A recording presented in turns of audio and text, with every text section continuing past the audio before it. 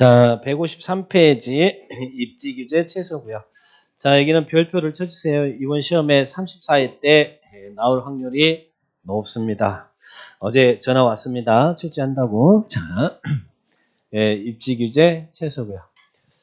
자, 우리 입지규제 최소구역은 도시정비 촉진하고 지역 거점을 육성할 필요가 있을 때 지정합니다. 입지규제 최소구역은 다른 용도구역보다는 다르게 좋은 놈이에요. 그래서 입지규제 최소구역은 겁나 좋다. 그죠? 자, 입지규제 최소구역은 이 지역에 복합적인 개발을 할 수 있도록 이런 지역인데 막 복합 건물이 막 들어서잖아요. 입지규제 최소구역. 그래서 복합 개발할 수 있도록 규제를 대폭 완화해 주는 거예요. 그래서 입지규제 최소구역이 지금 현재 지정되어 있는 지역이 인천역. 자, 인천 중구에 인천역 있죠? 자, 그 인천 역사가 인천 낡은 역사를 드러내고 지금 복합 역사를 지려고 하거든요. 근데 여러분, 용도 지역제가 갖는 단점과 장점이 있어요. 용도 지역. 예를 들면, 이 용도 지역이 도시지역이다. 이렇게 지정했으면, 여기에다가 주거지역, 여기 상업지역, 공업지역, 녹지지역 이렇게 딱 용도 정해 놓는다고 그랬죠? 그러면 주거지역 지정하면 여기서는 뭐만 지어야 돼요? 거주에 필요한 용도로 건물 지어라. 여기는 상업시설, 업무시설이 들어서는 지역이다. 여기는 공장이 들어서는 지역이다. 여기는 보존할 지역이다. 이렇게 땅의 용도를 정해놨잖아요. 땅의 용도 지역을 지정한 이유는 토지를 효율적으로 관리할 수 있는 장점이 있는데, 근데 단점이 뭘까? 단점은 여기는 거주에 필요한 용도만 지어야 되지 다른 용도가 들어설 수 없어요. 여기에다가 건물 지면서 주거도, 문화도, 업무도, 관광도, 숙박도 이런 시설은 들어설 수 없는 게 용도 지역제의 단점입니다. 그래서 용도 지역제의 단점을 보완하기 위해서 한시적으로 도입된 게 입지규제 최소구역이에요. 그래서 복합 개발이 가능하도록 하는 겁니다. 자, 인천 역사가 제가 인천 역사 이야기했잖아요. 인천역이 인천 중구에 있는 인천 역사가 해당 용도 지역이 무슨 지역이냐면 지금 용도 지역이 2종 일반 주거지역이에요. 그러면 2종 일반 주거지면 거주에 필요한 용도의 건물이 들어서야 되잖아요. 자, 거기에 있는 낡은 역사 없애고 거기에다가 복합 역사 지으려고 하거든요. 근데 복합 역사 지으려고 하는데 해당 지역이 이런 지역이다 보니까 이게 지을 수가 없다는 얘기예요. 그래서 이런 복합 역사를 지을 수 있도록 입지규제 최소구역을 딱 지정해 줬어요. 그러면 구역이 지정됐으면 복합 역사가 가능하려면 이거 가지고 안 되니까 또 여기서 계획이 수립돼야겠죠. 그래서 구역이 시작되고 이 안에서 수립되는 계획이 입지규제 최소구역 계획입니다. 그래서 입지규제 최소구역이 시작됐으면 그 안에서 이런 행위자는 입지규제 최소구역 계획에 의합니다. 뭐에 의한다고요? 입지규제 최소구역 계획에 의한다. 구역, 그래서 계획 다 도시군관리 정합니다. 이런 복합 개발이 가능하도록 지정하는 게 입지규제 최소구역이다. 그로 인해서 도시정비 촉진하고 지역 거점을 육성할 필요가 있다. 그러면 이런 좋은 제도, 그래서 한시적으로만 적용해요. 이게 지금 일몰제로 적용해서 5년 일몰제로 적용돼서 한시적으로만 적용되고, 그 다음에는 이제 입지규제 최소구역이 나중에는 이게 2024년도까지 적용해요. 그 다음에는 이제 없어지는 거예요. 근데 또 좋은 제도니까 또 연장이 될 수도 있지만 지금 현재 5년 일몰제로만 적용됩니다. 자, 그래서 토지용 규제를 유연하겠다라는 말이 나오죠. 복합 개발할 수 있도록 하는 겁니다. 자, 그림 여기보다 보니까 다 건물들이 다시 달라 이런 건물이 들어서 있잖아요. 자, 그러면 입지규제 최소구역은 누가 지정합니까? 자, 지정권자는 도시군 관리계 결정권자가 지정해요. 도시관리. 그러면 결정권자다 그러면 국장, 시도의사, 대도시장. 근데 시장 운수는 안 돼. 그럼 인천시에서는 인천시장이 입지규제 최소구역 지정할 수 있어요. 그리고 고양시에서는 고양시장이 할 수 있어요. 그러나 김포시에서는 도지사가 지정해야 돼요. 시장 운수는 제외한다. 도시군 관리계 결정권자가 입지규제 최소구역 지정하는데, 근데 입지규제 최소구역은 너무너무 좋은 제도잖아요. 그러니까 도시정비 촉진하고 지역 거점을 육성할 필요가 있을 때, 이럴 때 복합 개발이 가능하도록 입지규제 최소구역 지정되는데, 그럼 복합 개발하려면 복합 개발이 가능한 계획이 수립돼야겠잖아요. 그래서 입지규제 최소구역 안에서 행위자는 입지규제 최소구역 계획에 따라요. 뒤에서 나올 거예요. 우리 교과서 뒤에서 나올 테니까 미리 말씀드려봅니다. 입지규제 최소구역 계획에 의한다. 행위자는. 자, 그러면 여기서 시험에서 이 좋은 제도가 남용되면 안 되잖아요. 이게 막 남용되면 용도 지역제가 의미가 없는 거잖아요. 그래서 우리 법에서는 이런 지역의 입지 규제 최소 구역을 지정할 수 있다. 자, 그래서 이 지정 대상 지역이 시험에서는 출제 가능성이 굉장히 높아요. 자, 출제 가능성이. 다음에 지역에. 그래서 여기 인천역 복합 역사로 개발한다. 나왔죠? 여기 이게 있죠? 이게 누구예요? 예, 접니다. 저요. 예, 접니다. 자, 그러면 입지 규제 최소 구역은 어디다 지정할 수 있느냐? 여기는 153페이지 밑에 박스 있죠? 예, 이 부분이 시험에 출제하기가 상당히 좋은 부분이다. 자, 어디에다 지정할 수 있도록 규정하고 있냐면, 자, 첫 번째, 도시군 기본계획안 도심부도심 또는 생활권 중심 지역. 누가 봐도 뭐 도심부도심 생활권 중심 지역에 도시정비 촉진하고 지역 거점을 육성할 필요가 있으면 입지 규제 최소 구역 지정할 수 있을 것 같잖아요. 그래서 1번이 어렵지는 않습니다. 그 다음 2번, 자, 여기 있네. 인천역, 철도 역사, 터미널, 항만 등 지역 거점 역할을 수행할 수 있는 시설 중심으로 주변을 정비 촉진하고 할 필요가 있으면 입지 규제 최소 구역. 그러니까 1번, 2번은 나와도 틀릴 수가 없어. 딱 보면 그냥 지정할 수 있을 것 같아. 그런데 이제 함정이 있는 것들이 3번, 4번, 5번, 6번이 함정이 있으니까 조심하세요. 자, 그 중에 세 번째.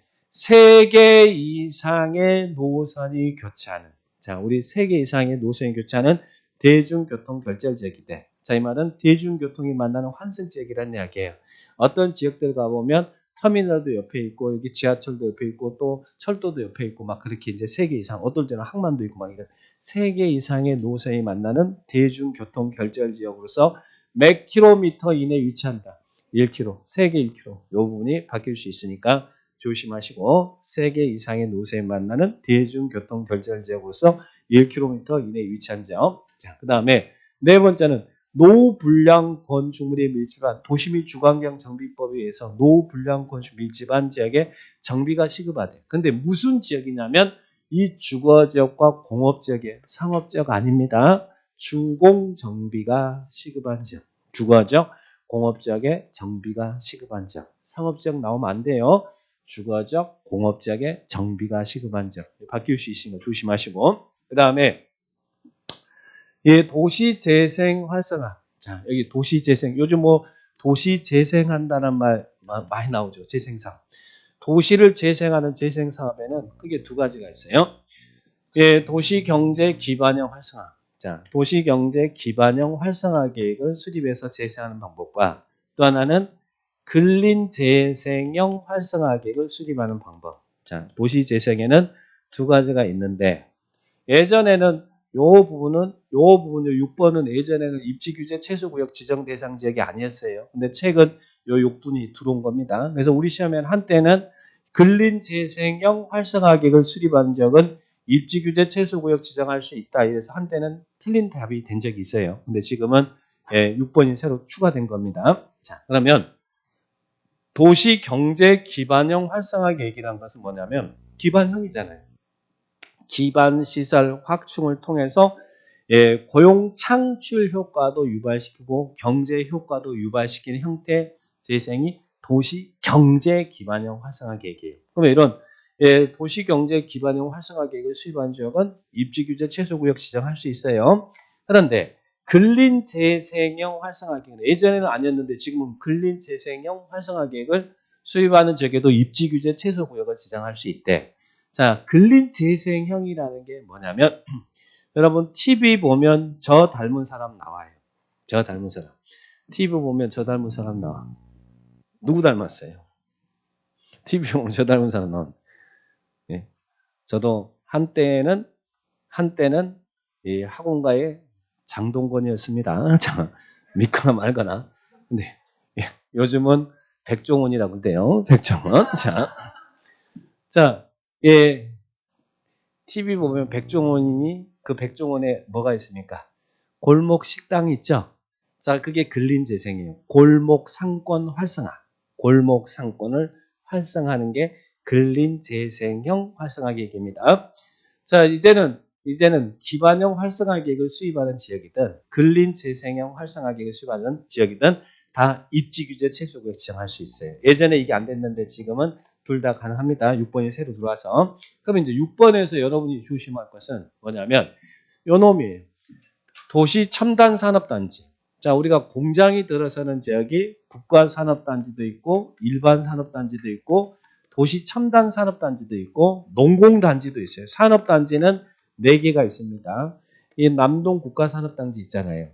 국가산업단지, 일반산업단지, 도시첨단산업단지, 시골의 공장 유치하는 농공단지가 있는데 입지규제 최소구역을 지정할 수 있는 것은 도시첨단산업단지에다가 입지규제 최소구역 지정할 수 있어요. 여기를 국가산업단지에다가 입지규제 최소구역 지정할 수 있다든지 일반산업단지에다가 입지규제 최소구역 지정할 수 있다. 그러면 틀리다는 이야기예요. 그래서 이거 조심하시기 바랍니다. 도시첨단산업단지에 입지규제 최소구역 지정할 수 있다. 그리고 소규모 주택정비사 이런 지역에 입지규제 최소구역 지정할 수 있다. 그래서 이 부분들 시험에서 출제하기가 상당히 좋은 부분이니까 요즘은 트렌드가 이렇게 뭉쳐있는 지역들을 잘 출제를 많이 하거든요. 네, 꼭 기억해 놓으세요. 정리할 수 있죠? 자, 그렇게 보시고요. 그러면 자, 이런 지역 아까 그랬어요. 여기에 복합 역사 개발하도록 가능하도록 입지규제 최소구역 지정할 수 있다고 그랬잖아요. 그러면 복합 개발이 가능하려면 뭘 해야 돼? 복합 개발이 가능하려면 복합 개발이 가능한 계획을 수립해 줘야 될 거 아니에요. 그래서 그 뒤에 나오는 게 입지 규제 최소 구역 계획의 내용이 나오죠. 그 내용은 뭐 외울 필요는 없고, 자, 그 계획에 의해서 행위 제한을 받는다는 이야기. 그런데 그 밑에 3번에 양가운데 3번에 이 입지 규제 최소 구역도 그리고 입지 규제 최소 구역 계획도 다 도시군 관리 계획으로 결정한다라는 말은 줄을 쳐 주셔야지. 입지규제 최소구역도 입지규제 최소구역 계획도 뭘로요? 도시군 관리 계획으로. 양가로 3번. 양가 3번에 입지규제 최소구역 지정 시 고려사항 나왔죠? 그 박스 위에 그런 문장 나오죠? 입지규제 최소구역 지정과 입지규제 최소구역 계획은 도시군 관리 계획으로 결정한다. 이런 말 나왔습니까? 자, 그러면 그 밑에 이제 5번을 가봐요. 자, 방금 전에 입지규제 최소구역과 입지규제 최소구역 계획은 도시군 관리계획으로 결정한다고 그랬잖아요. 그죠? 그러면 우리가 관리계획을 결정할 때 우리 앞에서 기열집 협심결하고 관리 결정할 때 협의 요청이 있으면 관계된 행정기관장은 매들인의 의견을 제시했어요. 일반적인 경우는 도시군 관리계획에 대해서 결정할 때 협의하고 심의 거쳐서 이렇게 결정을 하잖아요. 우리 앞에서 관리기 위반 결정 절차 배울 때 협의 요청을 받은 관계된 행정기관장은 매들인의 의견 제시했어요. 일반적인 경우는 30인의 의견 제시했어요. 그런데 입지규제 최소구역과 입지규제 최소구역 계획은 의견 요청이 있으면 관계 행정기관장은 근무일 기준으로 단기 회신을 하래요. 30일이 아니라 매들요. 10일 이내 의견을 회신해야 된다. 일반적인 경우는 협의 요청이 있으면 관계되는 행정기관은 30일이었거든. 그런데 여기는 단기 회신을 합니다. 10일 이내 의견을 제시해 줘야 된다. 관리교 결정할 때 이제 협의 요청이 있으면 기관장은 10일 이내 의견을 회신해야 된다. 자, 그리고 오른쪽 지정 제한이 있습니다. 자, 입지규제 최소구역은 좋은 제도예요? 좋은 제도가 아니에요? 겁나 좋은 제도잖아요. 그래서 이게 남용되면 안 되잖아요. 그래서 우리 법에서는 이 법에 따르지 아니하고는 다른 법률에 의해서 입지규제 최소구역 지정을 의제할 수 없다는 이야기예요. 즉 지정을 제한하겠다는 이야기예요. 다른 법에서도 입지규제 최소구역을 지정할 수 있다 이러면 안 된다는 이야기예요. 이 법에 따르지 아니하고는 다른 법률에 의해서 입지규제 최소구역 지정을 의제할 수 있다고요? 없다고요? 없다. 그래서 목차가 지정 제한 좋은 제도이기 때문에 남용하면 안 된다. 그래서 지정을 제한하고 있습니다. 오른쪽 6번 나왔죠? 자, 그리고 7번 기준 나옵니다. 기준 볼 것도 없어요. 기준 누가 정한다고요? 국장. 예, 기준 나오면 국장이 정한다. 계획의 기준 나오면 국장이 정한다. 자, 그러면 입지규제 최소구역이 지정되면요. 자, 여기서 이제 이걸 보셔야 돼. 입지규제 최소구역이 지정되면 복합 개발이 가능하도록 규제를 완화해 주잖아요. 그죠? 그래서 특례를 적용하겠대.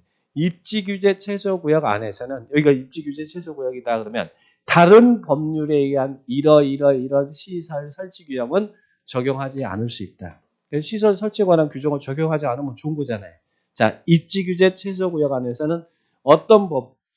주택법, 그리고 주차장법, 문화예술진흥법, 건축법은 이런 시설 설치 규정은 적용하지 않을 수 있다. 그래서 배제는 반드시 관계법이 나와야 돼요. 법이. 그래서 주택법에 의한 주택부대 복리시설 대지 조성 기준. 뭐 이런 근데 주택부대 복리 대지 그런 것까지는 틀리게 안 물어볼 테니까 주택법 나왔다 그러면 배제할 수 있다 이렇게 생각하시라니.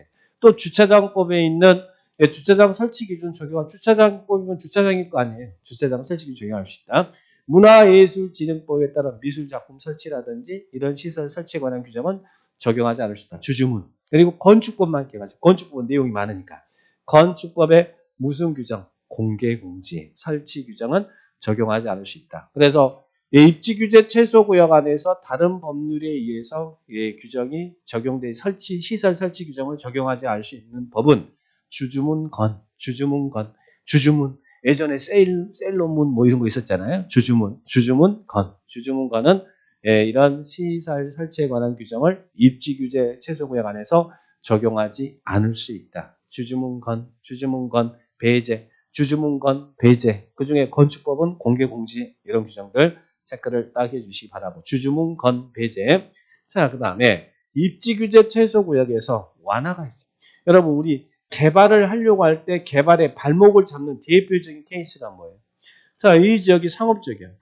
상업적이면 우리 어떤 거 지을 수 있어요? 노브호텔도 지을 수 있고 룸사롱도 지을 수 있고 막 이런 거 지을 수 있잖아요. 노브호텔, 룸사롱 지을 수 있죠. 그런데 그 주변에 학교가 있으면 어떻게 돼요?